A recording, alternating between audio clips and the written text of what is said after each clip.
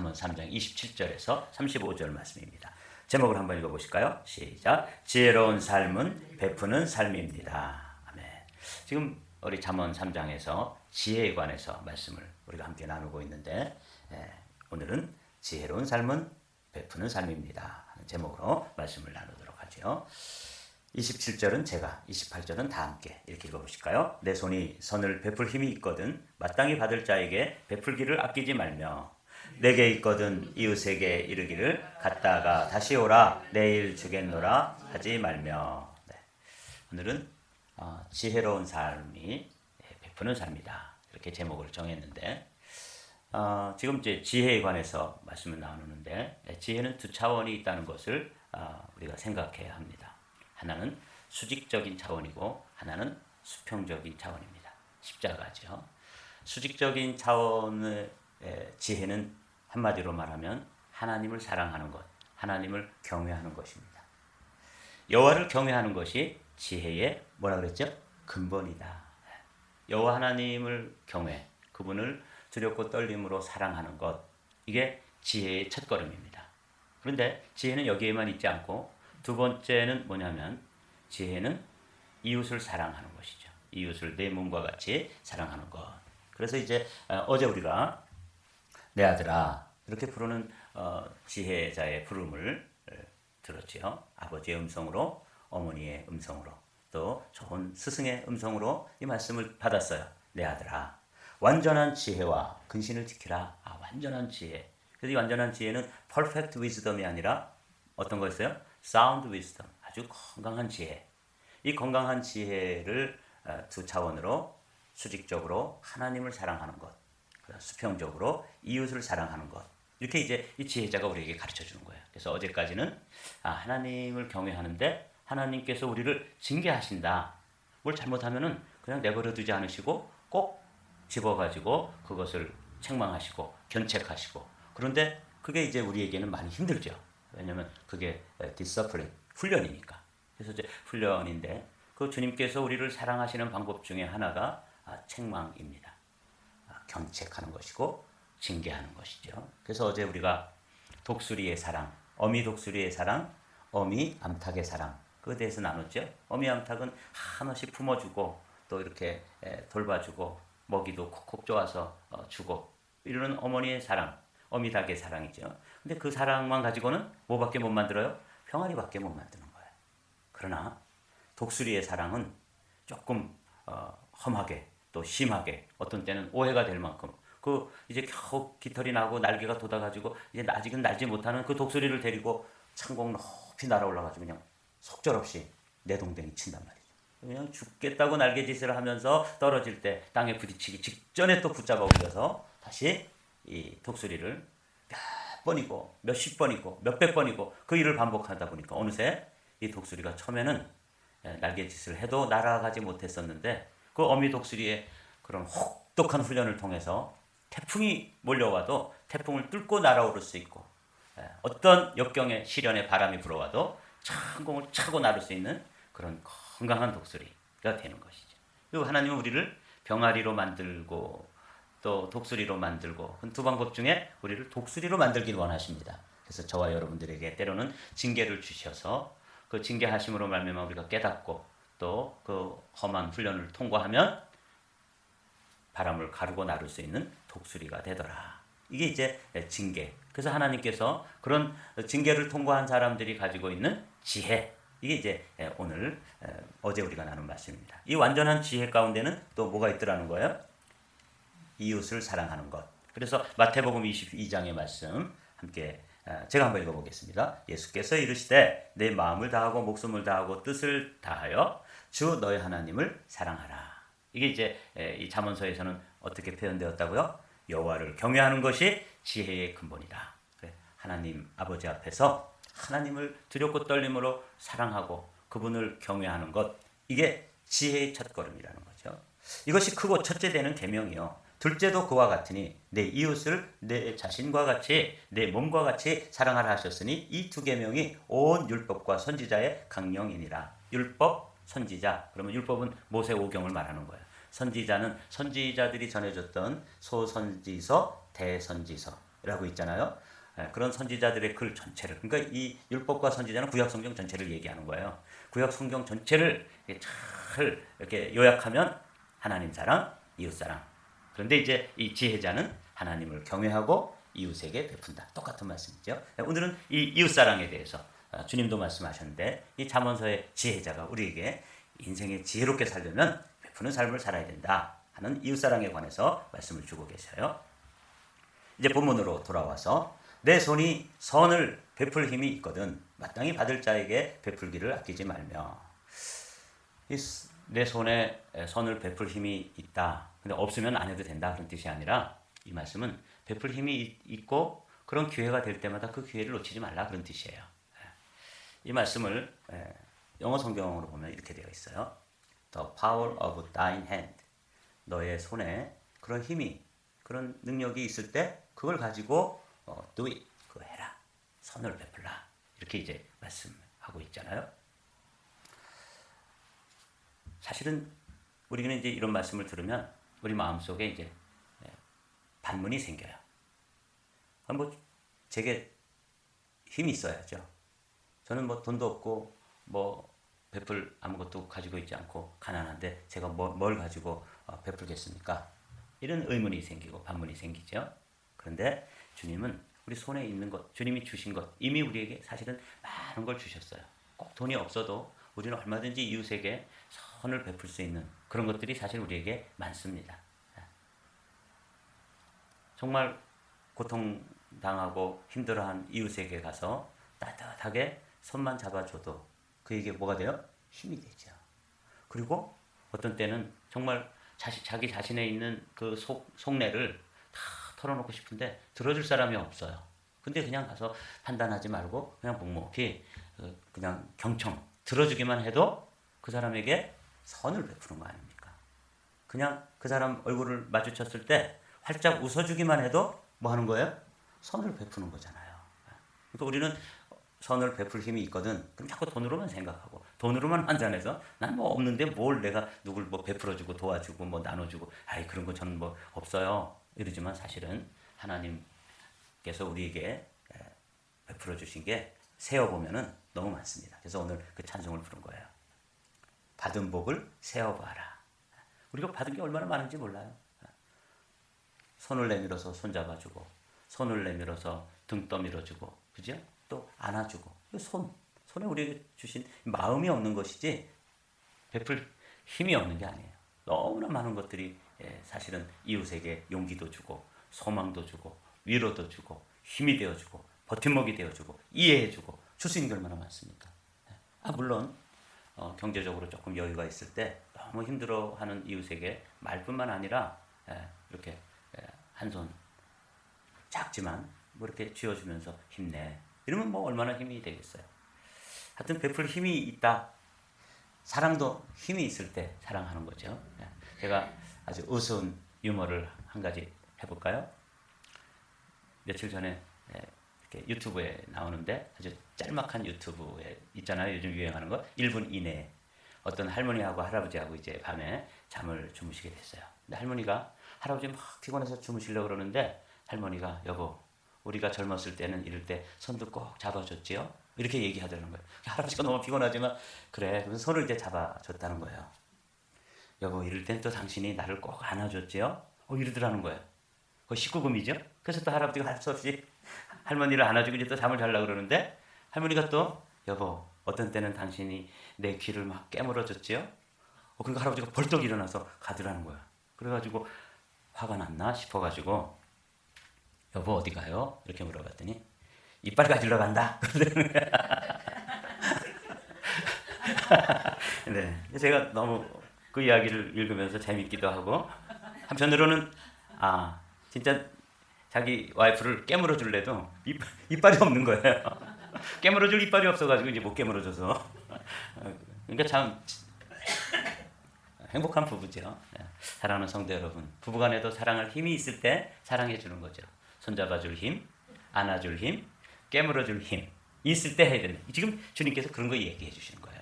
내 손이 선을 베풀 힘이 있거든. 그래서 이걸 뭘 신학적으로 또 뭐 이렇게 철학적으로 생각하지 말고 우리에게 뭔가 이렇게 작은 힘이라도 있을 때 그것을 가지고 이웃을 향해서 손을 내밀어주고 좀 밝게 웃어주고 또 말이라도 한 자락 소망이 되도록 위로가 되도록 해주는 것 이거죠. 마땅히 받을 자라는 것은 그것을 꼭 필요한 사람 그런 사람에게 베풀기를 아끼지 말라. 뭐 어려운 말 아니죠? 이 말씀을 이제 묵상하다가 이 말씀이 또 생각났습니다. 잠언 19장에 있는 말씀인데 함께 읽어보도록 할까요? 시작. 가난한 자를 불쌍히 여기는 것은 여호와께 꼬이는 것이니 그 선행을 갚아 주시리라. 불쌍히 여긴다는 말을 세번역에서는 은혜를 베푼다 이렇게 됐어요. 가난한 사람에게 은혜를 베푸는 것은 주님께 꾸이는 것. 근데 이게 좀 어렵죠? 꾸어 드리는 것 이렇게 번역이 됐어요. 이게 더 쉽죠. 누구에겐가 좀 힘이 없고 나보다 정말 고통 가운데 있고 어려운 가운데 있는 사람들을 불쌍히 여기고 은혜를 베풀고 손을 내밀어주고 또 조금씩 뭐 내가 형편되는 대로 도와주고 이렇게 하는 것은 그 사람에게 내가 베풀었는데 이거는 하나님이 보실 때 너 나에게 구워준 거다. 그렇게 생각하신다는 거예요. 주님이. 그러니 지혜는 뭐예요? 이웃에게 베푸는 삶이 지혜로운 삶이다. 이게 이제 오늘 우리의 제목이잖아요. 지혜로운 삶이란 베푸는 삶입니다. 이게 얼마나 지혜롭냐면 누군가 가난한 사람에게 힘없는 사람에게 연약한 사람에게 도움이 꼭 필요한 사람에게 아주 내 힘껏 능력되는 한 또 내가 좀 도와줄 수 있는 범위 내에서 도와드렸는데 그건 그 사람을 도왔는데 주님께서는 그건 나한테 구워준 거다.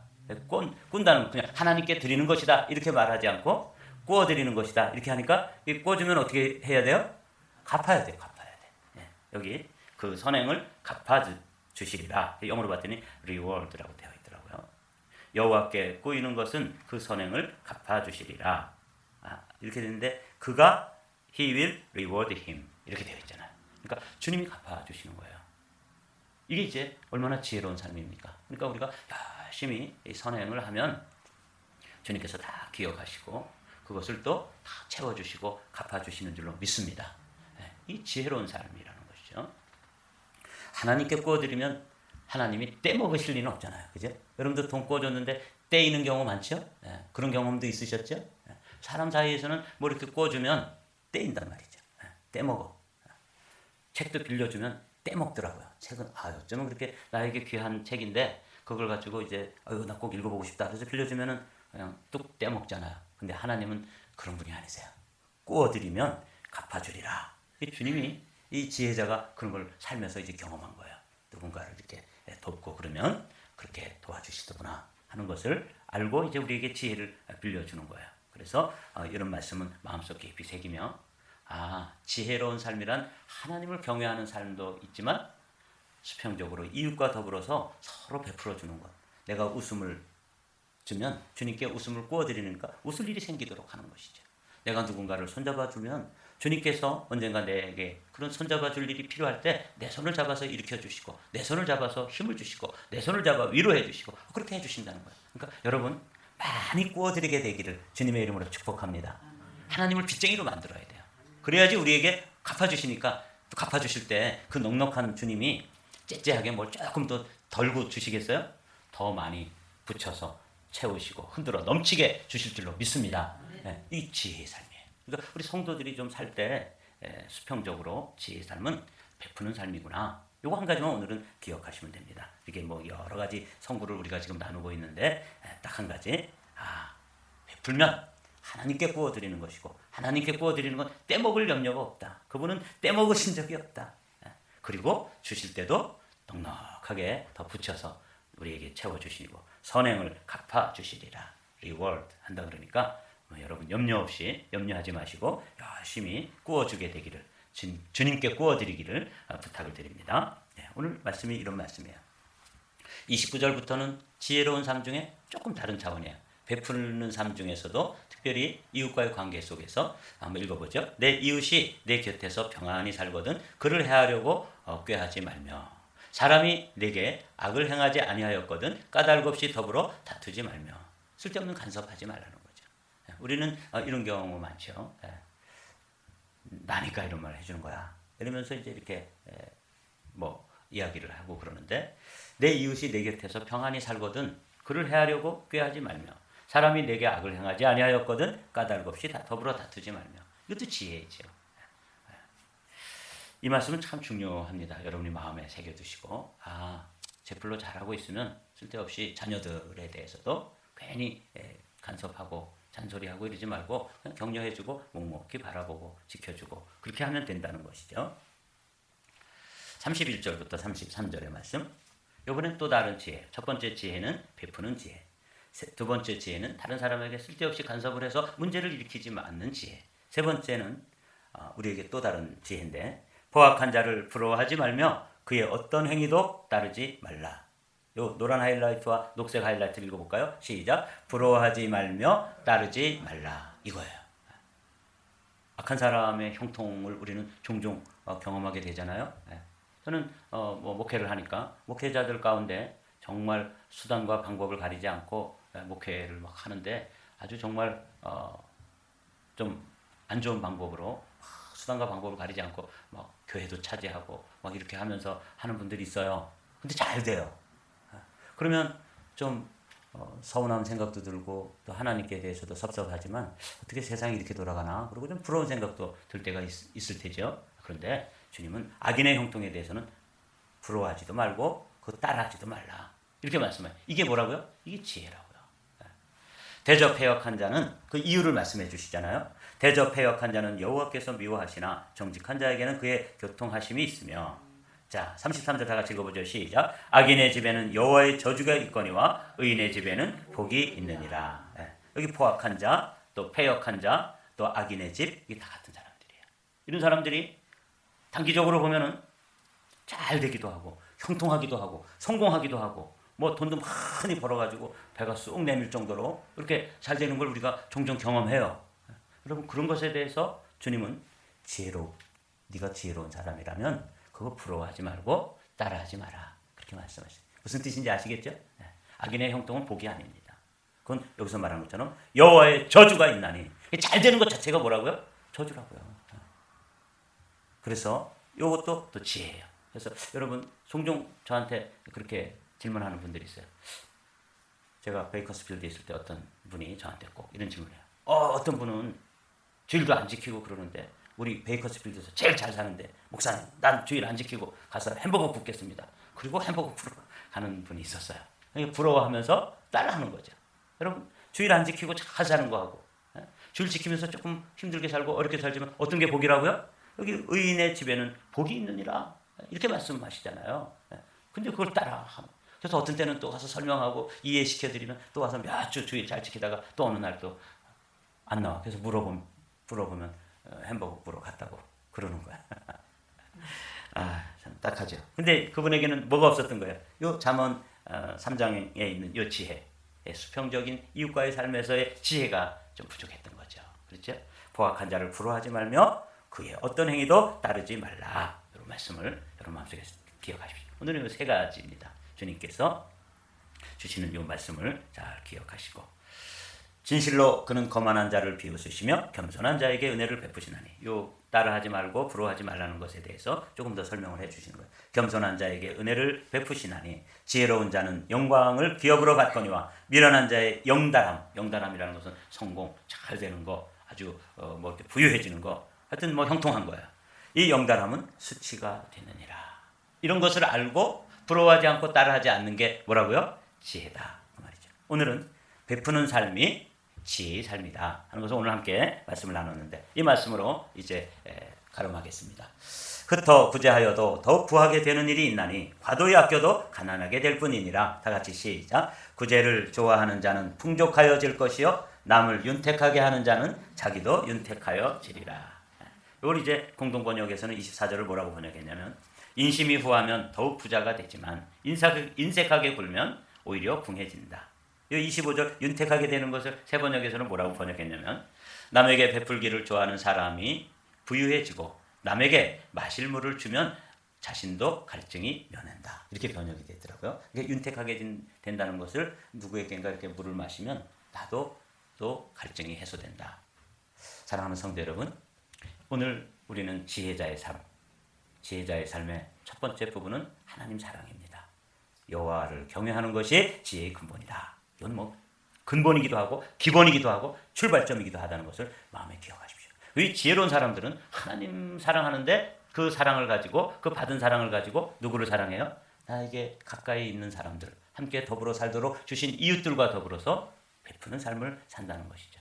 베풀 게 있어야죠. 있다는 거예요. 우리에게 많이 주셨어요. 그 받은 복을 세워보면서 오늘도 넉넉하게 여러분들의 손을 펴서 누군가의 손을 잡아주고 등을 또 떠밀어주고 안아주고 깨물어주고 그렇게 하게 되시기를 주님의 이름으로 축복합니다.